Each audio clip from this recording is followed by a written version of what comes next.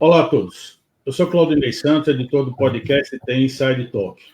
Hoje o nosso tema vai ser a transformação digital na área de seguros. E para falar sobre esse tema, nós estamos aqui com o Cristiano Saab, que é Country Manager da seguradora Climber no Brasil, e o Juliano Mourão, que é sócio da Bridge, uma plataforma de business intelligence com foco em seguros. Cristiano, Juliano, muito obrigado aí pela participação de vocês no podcast TI Inside Talk. Bom, para começar, eu queria fazer uma pergunta. A CNSEG projeta movimentar cerca de 350 bilhões em seguros neste ano, né? A estimativa de crescimento do setor de seguros é 9,4%. E para 2024, a entidade enxerga um potencial de um avanço de 10,9% em termos de receita frente a esse ano, né? Um crescimento bastante excelente. E segundo a SUSEP, de janeiro a junho desse ano, o mercado segurador arrecadou 181,7 bilhões. Existe uma certa diferença em termos de porcentagem sobre esse objetivo, né? Vocês acreditam que no final do ano nós vamos chegar à previsão do mercado da CNSEG? Bom, olá, Claudinei. Primeiro, obrigado pelo convite. É uma alegria estar conversando com você e com o Juliano. Nesses 28 anos de mercado que eu tenho, 26 deles dedicados a trabalho dentro de seguradoras, e nos últimos 2 anos estou nessa, posso chamar de aventura no mundo das insurtechs, e tem sido uma experiência gratificante olhar o mercado de seguros sobre um outro prisma, e de um prisma em que hoje é um assunto bastante quente, que é a questão da digitalização, da transformação digital, que vem impulsionar aí esses números de crescimento que você está falando. Ainda tem muito espaço para isso, a maturidade do digital ainda está engatinhando, a gente está começando com isso, mas é um caminho sem volta, e olhando o mercado com um contexto amplo e geral, acredito sim, acredito que essas cifras que a CNSEG está apontando de crescimento até junho e que se detém até o final do ano vão acontecer, porque o mercado tem se mostrado cada vez mais relevante, o mercado cada vez mais abrangente, e a gente olha isso na evolução do que aconteceu com a participação de seguros no PIB, que vem crescendo ano tras ano. Juliano, você acredita que os números apontam para esse resultado? Olha, eu acredito que sim. Acho que a CNSEG dispõe de profissionais muito qualificados, eu conheço eles pessoalmente, e dados bastante relevantes, seja do mercado de seguros, seja dados macroeconômicos. Então, essa combinação, eu acho que eu tenho, eu acredito muito no que a CNSEG nos traz, né? Particularmente, eu tenho acompanhado mais o mercado de automóvel de perto, né? O mercado ele tem fechado em uma média mensal deste ano, 4,5 bi de reais, e é capaz que a gente chegue próximo de 55 bi de reais, né? Então, assim, dá para ver que o mercado como um todo, mais o seguro de automóvel, ele realmente está num ano muito especial. Então, sim, minha resposta é sim, eu confio nessa previsão. Perfeito. Cristiano, você mencionou aí a transformação digital, né? Dentro dos setores do mercado financeiro, de seguros, ele é considerado ainda que precisa de uma transformação digital mais profunda, né? Como é que você vê a evolução do mercado segurador em comparação dos demais setores aí que é abarcado pelo segmento financeiro? O mercado de seguros, e aí eu peço também a percepção do Juliano, tem essa questão da digitalização e da transformação digital como uma pauta no topo da lista. Em qualquer seguradora ou qualquer canal do mundo de seguros, essa questão do digital e da transformação, ela é muito quente, todo mundo está olhando para isso, porque entende que isso é um caminho sem volta e que isso deve acompanhar outras tendências de outros mercados, outras indústrias, que refletem nada mais do que o novo comportamento de consumo das pessoas. Eu concordo com o Cristiano, eu acho que parece um clichê, mas não é, o consumidor está no centro disso, né? Então, o mesmo consumidor que compra um seguro de automóvel pede uma comida por um aplicativo e por aí vai. Então, faz sentido ser consistente com a evolução da digitalização. Eu gostaria de trazer um foco especial para dados, que faz parte do processo de digitalização, e aqui fazer uma referência que há muito tempo, acho que desde a década de 90, as seguradoras já trabalham com dados de maneira bastante madura. E isso é o combustível para você fazer uma digitalização de sucesso. Então, a gente vai discutir mais à frente um pouco do avanço tecnológico, e à medida que você tem mais poder de máquinas para processar mais rápido, criar novos data points, novos pontos de aquisição de dados, você começa a ter essa digitalização mais assertiva, mais de sucesso. Então, nessa esteira das seguradoras, que já vem há um bom tempo utilizando dados em seus processos, eu vejo que a digitalização ela tende a ser cada vez mais forte. Tá? Você também perguntou, Claudinei, com relação a outros segmentos. Eu acho que cada segmento tem o seu desenvolvimento particular, né? Seguradora é uma empresa que assume riscos, então tem que ser passo a passo, né? Não é uma entidade que a gente não possa confiar em algum momento. Você cria um contrato com uma seguradora, é uma expectativa que vai lhe pagar alguma indenização, então, para isso, você precisa ter passos sólidos para você confiar nesse contrato que você celebrou, né? Então, eu acho que a digitalização sofre esses impactos, o dado, o ritmo de determinadas indústrias e, claro, as ferramentas que cada dia estão mais poderosas para ajudar. Tá? Perfeito. Você falou em dados, né? Uma das pautas do mercado financeiro é o Open Finance, né?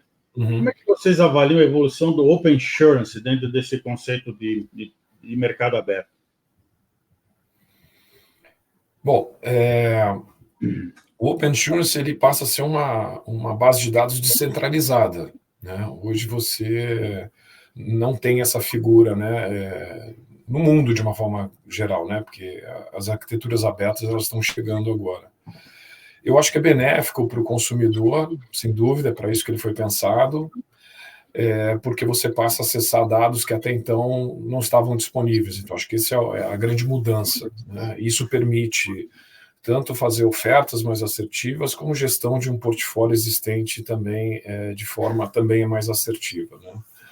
O que vem associado ao Open Insurance, Open Finance, é saber usar o dado, né? Saber aplicar o dado, é como esse dado chega para quando ele for usado. Então, eu vejo duas questões centrais no Open Insurance, imaginando um cenário de adoção, a gente está ainda começando com isso, primeiro, você poder receber este dado e ter modelos que transformem esse dado numa informação de negócio, né? E segundo, ter pessoas capacitadas, seja nos fornecedores de dados, como nas seguradoras, para transacionar esses dados. Vejo com bons olhos, não acho que é algo que vai acontecer do dia para a noite, vai existir uma maturação, né? E esses fatores eu acho que são parte integrante do Open Insurance e Open Finance. O único complemento que eu faço a tudo que o Juliano trouxe é que para essa identificação dos dados e poder trabalhar os dados, necessita de uma autorização prévia da pessoa. E aí tem um passo importante no Open Insurance, que é comunicar e dar luz às pessoas do que ela vai estar se beneficiando com isso. E a partir do momento que ela entende isso e permite, né, essa unificação dos dados, muita coisa daí vai ser gerada de adequação de produtos, de personalização, que é aquilo que eu estava comentando um pouco mais cedo com o Claudinei, e de coisas que vão aumentar a competitividade no mercado, e isso é sempre bastante saudável. Eu acho que tem dois requerimentos, completando o que o Cris trouxe, a segurança, né? É inevitável, né? Segurança agora é fundamento do negócio, assim como você tem volume de clientes, você tem produto a ofertar, segurança é um requerimento do negócio. Eu acho que isso é fundamental. E essas questões de consentimento que você trouxe, os fluxos de consentimento, eles passaram a fazer parte do negócio, não tem como você mais ignorá-los. Então, ele mexe em funil de vendas, por exemplo, né? Não ter consentido é um cliente a menos para se fazer uma oferta. Inclusive, uma obrigação da LGPD, né? Sim, sim. Eu acho que o mercado tem amadurecido, a gente está mergulhado nesse tema, né? O mercado tem amadurecido bastante, ainda tem muita educação a ser feita, né? nas questões de obtenção de consentimento. Então, é um tema que eu acho que daria um outro podcast. Bom, voltando a falar aqui sobre o mercado, né, em relação especificamente ao seguro de pessoas, o destaque foi o seguro de vida, que atingiu em junho de 2023 um montante acumulado de 14,29 bilhões, né? Um valor que representa um crescimento de 11,3% em relação ao primeiro semestre de 2022. Ao que vocês atribuem esse destaque, né? Uma vez que a cultura do brasileiro não é muito propensa a esse tipo de seguros de vida, né? Muitas pessoas, inclusive, têm seguro de vida, mas atrelado a outros produtos financeiros, né? O seguro de vida ele vem consistentemente crescendo ano após ano. A pandemia, com tudo de negativo que ela trouxe um olhar diferente ao seguro de vida. No ano de 2020, ali no ápice da pandemia, nunca se houve tanta busca de informação sobre seguro de vida, não necessariamente convertido em contratações, mas buscar saber, porque as pessoas tomaram ali um choque de uma proximidade de um risco que para eles era uma coisa bastante longe. Então, isso acendeu uma certa luz para a questão do seguro de vida. Os canais hoje têm feito ofertas mais assertivas, mais adequadas, buscando combinar uma questão de seguro com serviços, e tudo isso faz com que a percepção de valor do produto aumente, sem eliminar, evidentemente, que você trouxe, que o seguro de vida é um seguro bastante importante como meio de proteção a muitos produtos financeiros, empréstimos, financiamento de veículo, financiamento de imóveis. O seguro de vida é um componente importante nessa equação de proteção de crédito, e nesse blend aí, nessa junção de todas essas coisas, é onde o seguro de vida vem acelerando o seu crescimento. Nada como ter sinistro, né? É duro ter que dizer isso, mas nada como ter sinistro. Aí é quando o consumidor percebe o valor do seguro. Então, é um pouco, talvez até cruel dizer isso, mas... É a realidade, né? Mas é a realidade, né? Como eu disse na resposta anterior, o seguro é um contrato de expectativa, né? Exato. Eu deposito a minha confiança numa determinada instituição que ela vai me cobrir quando determinado risco for acontecer, né? Um sinistro acontecer. E o vida foi aquela isso. coisa de botar tranca depois que a porta foi arrombada, né? Exatamente. Eu acompanho bastante o mercado de tecnologia, e tem uma pesquisa aqui da Cisco, na América Latina, que os executivos das médias empresas, principalmente, nunca acreditam que eles vão sofrer um ataque de hacker, né? E aí eles não fazem a questão de se prevenir e de garantir um seguro contra esses ataques, porque eles acreditam que isso não vai acontecer com eles, né? Que só acontece com os outros. Verdade. Bom, entre os ramos também que hoje tiveram um desempenho bastante expressivo em 2023, a CNSEG destaca o seguro de auto, né, que você mencionou aí, Juliano. De acordo com a CNSEG, a estimativa de crescimento para esse segmento é de 18% para este ano, né? Como é que você vê as expectativas de crescimento, não só confirmando esses números, mas para outros segmentos, né, como o patrimonial, da previdência? Como é que vocês estão vendo essas novas oportunidades? Deixa eu falar um pouquinho do automóvel antes de chegar nos outros ramos. Eu acho que o automóvel ele vem num ano talvez único na história de seguros, né? E eu acredito que a gente deve encostar em 55 bi, né? Imaginando que está 4,5 por mês. E o automóvel viveu muito o que a pandemia trouxe. Agora é um outro lado desse prisma que o Cristiano trouxe do Vida, né? A gente teve um começo de safra na pandemia com redução da exposição. Os carros não saíam da garagem, logo não havia sinistro. Ou havia muito menos, né? E com isso os resultados ali na época da pandemia foram maravilhosos, né? Porém, aí a gente acompanhou, foi aquela história do V, né? O preço, como teve represamento de peças e afins, né? O preço, quando voltou muito alto. E aí a indústria sofreu muito, porque teve um descasamento de uma safra precificada a 100% da FIP versus um sinistro pago a 140% da FIP. Ali foi um ano terrível. E isso perdurou até, se não me engano, o primeiro semestre do ano passado. Então, dito isso, você vê uma safra precificada a 140, para usar algum número aqui, e ela perdurando aqui até agora. Então, a gente está vendo um ano muito bom no mercado de seguros, fruto desse V que aconteceu na economia. Acho que tende a estabilizar agora, né? O fornecimento de peças para carros novos, como, por exemplo, semicondutores, está em algum nível de estabilidade. Então, a gente vê isso mais estável no tempo. Alguns fatores exógenos às questões macroeconômicas, como uma seguradora decidir ser mais competitiva, isso deve acontecer e deve mexer um pouquinho no prêmio médio. Mas isso, para mim, é um pano de fundo, um dos fatores para que a gente confie nessas expectativas da CNSEG e ver essa parte de prêmios mais estáveis. Com relação aos outros ramos, Cris, eu vou deixar para você contribuir. Senão eu monopolizo aqui.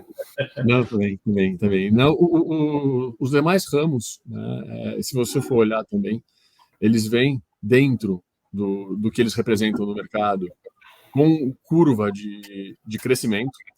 E existe, na minha opinião, aí um gatilho a ser disparado, que tudo que a gente está falando aqui, o que é tema dessa conversa, pode ser chave para isso, que é a maior penetração e a maior capilaridade desses seguros dentro das pequenas e médias empresas. Hoje, se existe um segmento com baixa penetração de contratação de seguros, é o de pequenas e médias empresas. Não é só por uma questão do que a gente fala muito de cultura, mas também de uma adequação de produtos. O pequeno e médio empresário hoje, ele tem ali um esforço gigante de manter o seu negócio, ele faz conta na ponta do lápis para tudo que ele vai investir, e ele vê hoje o seguro como um gasto e não como um investimento.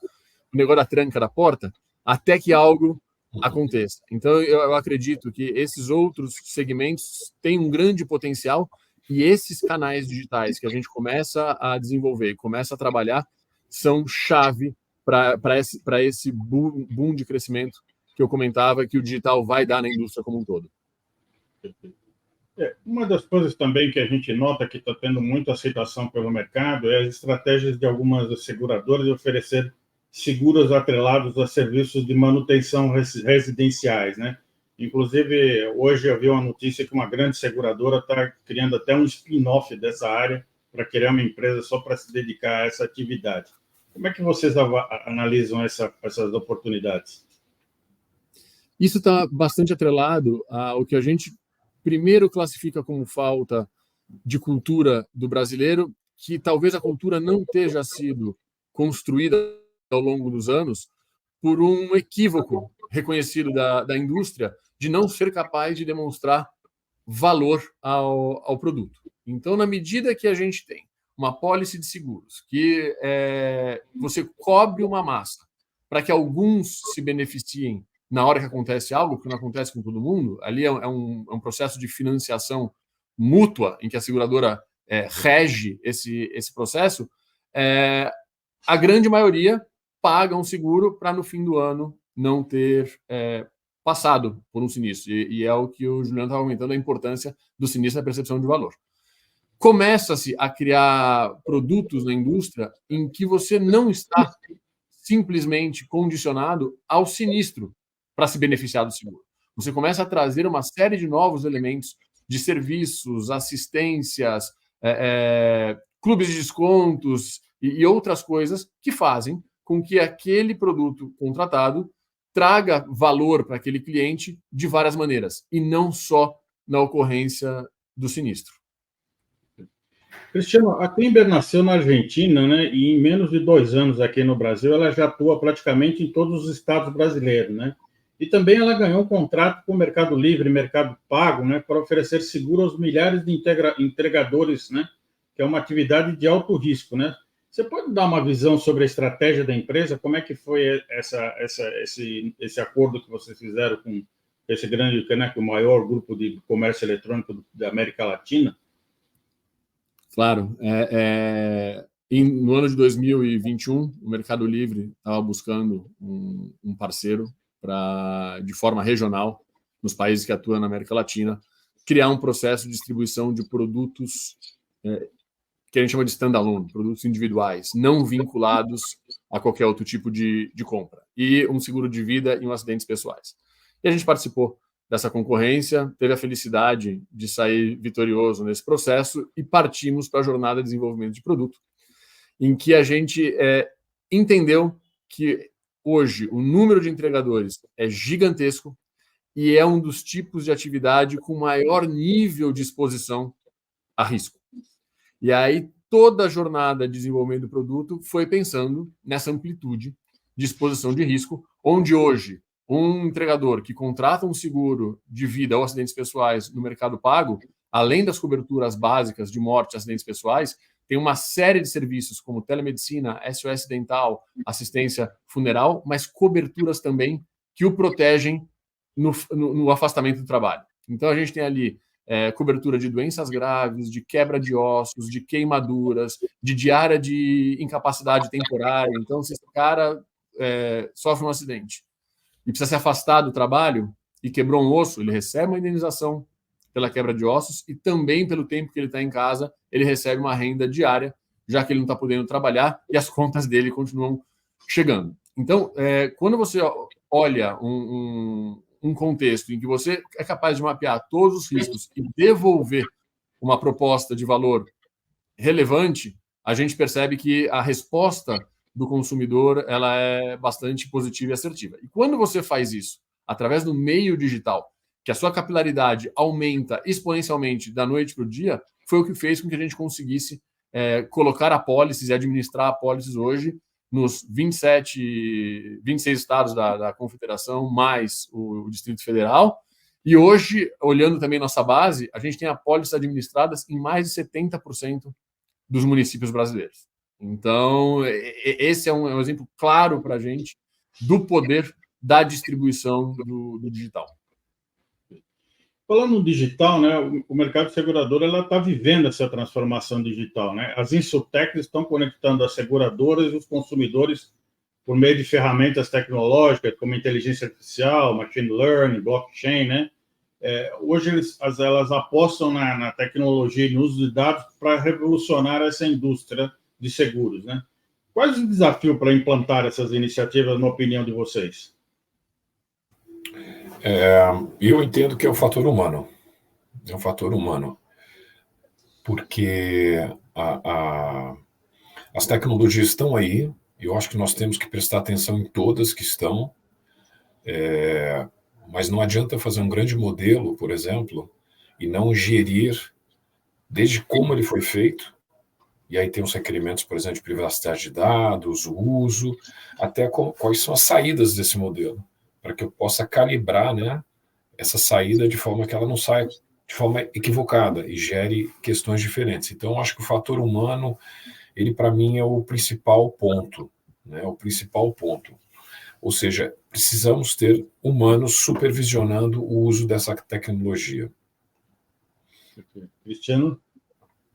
Eu entendo que é um tema que está como a gente falou mais cedo um pouco, na pauta de todas as seguradoras. A vontade é grande, entendem que é caminho sem volta, e todos esses elementos que o Juliano trouxe fazem parte desse processo. As empresas têm procurado acelerar isso, têm buscado fazer investimentos relevantes, e as insurtechs vêm aí contribuir para que no dia a dia das empresas, que é bastante consumido pelo tradicional, dar um pouco aí de expertise, de inteligência, de braço, de ferramenta para poder compor e trazer a indústria de seguros cada vez mais para um mundo mais digital. Olha, deixa eu ser um pouquinho mais específico, Claudinei, com relação à indústria de seguros, né? Eu acho que essa questão do fator humano, para mim, ela vai permear qualquer indústria, né? Na questão que eu vivo em primeira pessoa, a gente tem que tomar muito cuidado com o hype, né, com as modas, né? Eu já tive clientes que se engajaram conosco porque era legal ter tal tecnologia, era legal fazer tal coisa, mas isso não se sustenta no tempo e gasta uma energia e um dinheiro muito grande associado a isso, né? Então, quando a gente pensa em novas tecnologias, eu acho que a gente tem que pensar em que problema nós vamos resolver primeiro. Depois eu vou ver se aquela ferramenta A, B ou C, se é machine learning, agora AI generativa, enfim, o nome que a gente quiser dar, vai resolver o problema em si, né? Porque é isto que sustenta a adoção de tecnologia. A tecnologia é um meio, não vai ser um fim. Então, em suma, eu acho que a gente tem que tomar muito cuidado para não entrar em modismos e olhar para o problema que eu quero resolver. É um ponto percentual de conversão? É a redução de um ponto percentual de perda? É ter mais efetividade em determinada ação e monitorar aquele indicador em particular e o que tiver ao redor em termos de tecnologia ajudar a chegar nesse objetivo. Então, assim, vivi em primeira pessoa, embarcar no hype, né? Estava vendendo um contrato, só que aquele contrato rapidamente murchou porque quem estava do outro lado não sabia o que fazer com aquilo, né? Então, acho que isso é uma... e a indústria de seguros, particularmente, ela não é doida por mudanças. Ela não é doida para... Né? Até o tema da minha próxima pergunta, né? Que se vocês acreditam que essas novas tecnologias que estão sendo implementadas para o mercado, né? Elas estão, de fato, contribuindo para reduzir os custos operacionais, eliminar as fraudes, né? Reduzir a burocracia para dar um salto de produtividade e aumentar a receita do negócio de seguro, né? Não sei como é que vocês avaliam que estágio está essa jornada, essa maturidade do mercado. Eu entendo que sim. Nós somos uma plataforma de dados, então a gente justamente ajuda, por meio de dados, né, a resolver. Então, o dado é muito revelador, né? Ele fala o que está acontecendo. Então, ali você encontra a falta de produtividade, por exemplo, de determinada situação. Então, sim, acho totalmente. E acho que vale uma parte, de novo, sobre a indústria de seguros, ela é muito madura no uso de dados. O dado está aí desde a década de 90, né? Por exemplo, o crédito, o dado de crédito, ele é uma proxy relevante para o seguro de automóvel, especialmente inadimplência com sinistro. E continua explicando, continua muito forte. Então, isso é um exemplo histórico. E tem muito mais coisa para chegar, né? Nós, na Bridge, a gente junta montadoras com seguradoras e outros mercados, como bancos, locadoras. E o que está vindo das montadoras são dados novos para que as seguradoras coloquem em seu processo de negócio. Então, é possível que, a partir do que já se tem, que é maduro, o uso do dado de crédito, você evoluir agora com dados dos veículos, por exemplo, né? Então, sim, minha resposta é um sim, letra maiúscula aqui. Eu vejo a participação do digital, quando você olha o contexto de construção de um ecossistema, ele vai te trazer benefício em várias frentes. Então, ele vai te trazer benefício numa eficiência em que você é capaz, como eu comentei no caso de Beriri e Roraima, chegar em lugares que analogicamente seriam muito difíceis de chegar, então isso traz uma eficiência ao processo. Hoje, na Climber, a gente tem uma automação de um processo de sinistro, por exemplo, de 94% de automação. Só em 6% existe uma intervenção humana, então vê o tamanho da eficiência que isso dá e como isso se reflete na questão de custos. A gente tem hoje também, nessa questão de dados, na coleta de dados, na inteligência artificial, como o Juliano estava trazendo, a capacidade de mudar um pouco, inclusive, da lógica, e se ele quiser complementar alguma coisa, porque é um cara que hoje vive muito profundamente a questão de dados, eu acredito que o mercado segurador sempre fez produtos, que é o papel do atuário, olhando comportamento passado para estimar comportamento futuro. Eu acredito que com o avanço da capacidade de inteligência artificial e de dados, a gente vai ser capaz de predizer riscos prementes sem que eles tenham sido objeto de estudo no passado. Então, esse pode ser um outro grande ganho do que a inteligência artificial e os dados podem trazer para essa indústria. E isso é um pensamento particular, e é a primeira vez que eu estou dividindo num contexto como esse, de um podcast, de um fórum, Então, eu vou pedir licença, Claudinei, para ouvir a opinião do Juliano, que vai ser muito útil para mim.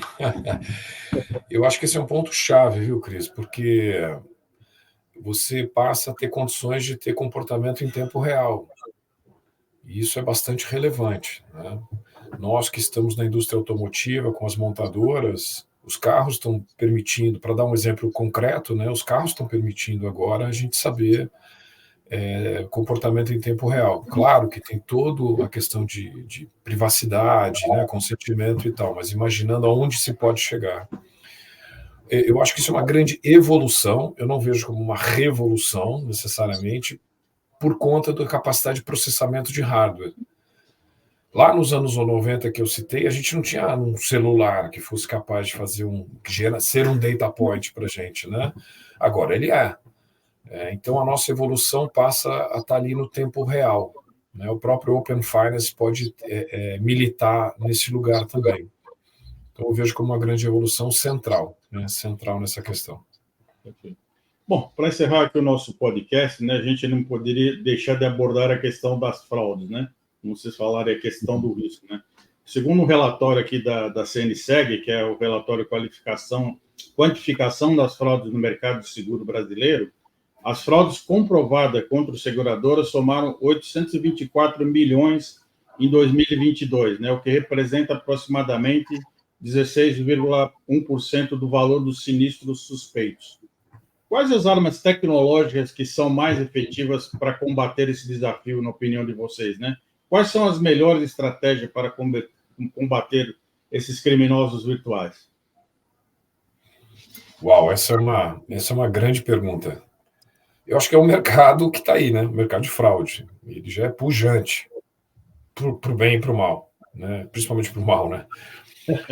Eu acho que vai ser eu não vejo isso acabar. Acho que a gente não vai matar a fraude em definitivo, isso não vai existir, né? O criminoso evolui, vai ser uma eterna briga de gato e rato, né? É assim que eu arrisco dizer. E vai ser uma constante, né? Por exemplo, você já tem uma série, como você perguntou, né, Claudinei, você já tem uma série de requisitos, seja de segurança para os nossos colegas de tecnologia, segurança de Tier 1, 2, 3, 4, de segurança de plataforma, sejam produtos que trabalham dentro do processo de autenticação. Por exemplo, o Cristiano com a Klimber, no Mercado Livre, fazendo a autenticação de um usuário. Aquele processo de autenticação tem associado uma série de rotinas embaixo dela.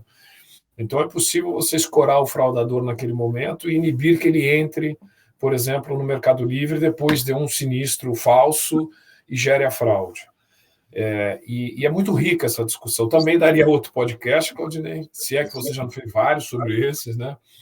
Mas, por exemplo, conheço várias iniciativas. A mais incrível que eu acho por exemplo, escorar IP de máquina.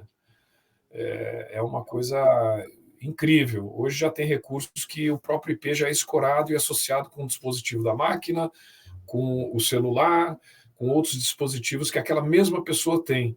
E hoje a tecnologia consegue juntar e criar uma persona digital com esses IPs e todos de vários dispositivos associados. E ali inibir, por exemplo, um fraudador de se autenticar no comércio eletrônico. Então, iniciativas como essa, que eu acho que são das galáxias, né? Você consegue fazer um score do IP, né? Vieram para ficar e fazem parte do negócio. Como eu disse, é um dos novos fundamentos que nós temos no negócio. E é um mercado que está aí, não tem como evitar. Eu concordo com o Juliano, é uma coisa que sempre existiu e vai ser difícil eliminar. O trabalho todo está na mitigação das fraudes, que é um trabalho de gato e rato. Na medida que você amplia e melhora as suas proteções, tem sempre uma turma muito criativa que vai encontrar outros caminhos e aí a gente vai tentar buscar mitigar essas outras coisas. A capacidade hoje que a tecnologia nos dá de, voltando à questão de dados, nos permitem identificar certos comportamentos que nos levam a entender a natureza de fraude, porque você tem fraudes sistêmicas, você tem fraudes pontuais. Existe aquele cara que ele é o fraudador eventual. Ele não está ali para transformar a fraude numa indústria.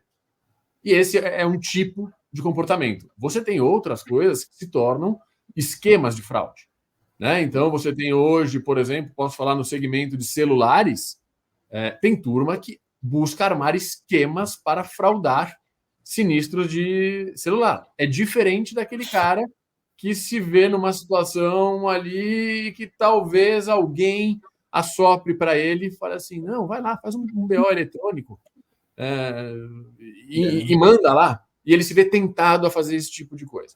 E na medida que esse tipo de coisa vai acontecendo, hoje as ferramentas, os dados vão nos dando uma cor aonde tem um comportamento repetitivo. E a gente começa a trabalhar isso não só na questão de proteção da jornada digital, mas também da construção de regras de produto.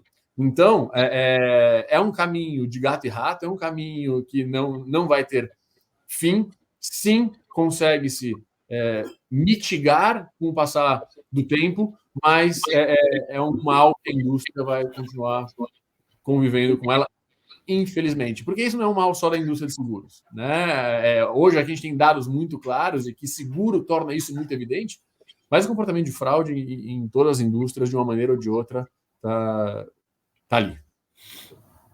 Bom, entrevistamos aqui o Cristiano Saab, que é o Country Manager da seguradora Climber no Brasil, e também o Juliano Mourão, que é o sócio da Bridge, que é uma plataforma de Business Intelligence com foco em seguros.